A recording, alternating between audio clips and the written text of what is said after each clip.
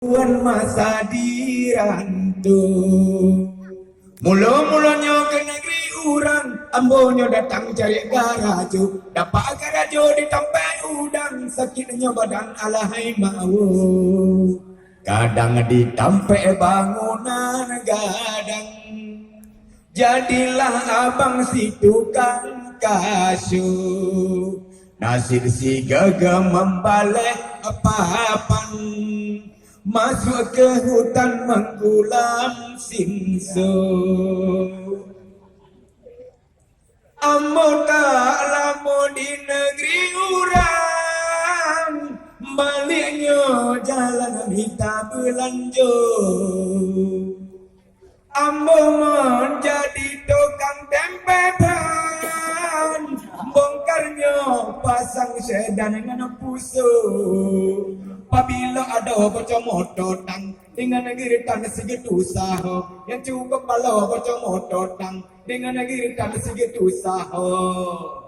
Keluar lagi ambo mendagang, besi geratan beli amang kelo, aluminium masuk alam umpang, cangkoi dengan parang kawat radio.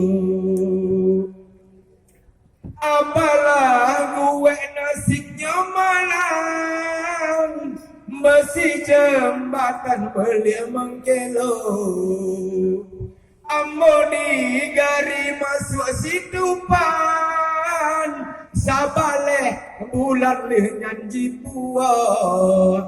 Balik ke kampung medani kacang, dan namanya bayam timur pungo. Ambo menjadi suatu pikiran, pinjamnya utang mbak orang kaya, daripadanya mogoknya makan. Cok kesimpulan pulara lumonya habis pikir melayang, tiup-tiup mentang utang mehambu. Depak selari tangguhnya utang, kadang-kadang masulah merabo. Bila penagih udahnya pulang, barulah abang keluarin bu. Inilah lagu ambonya.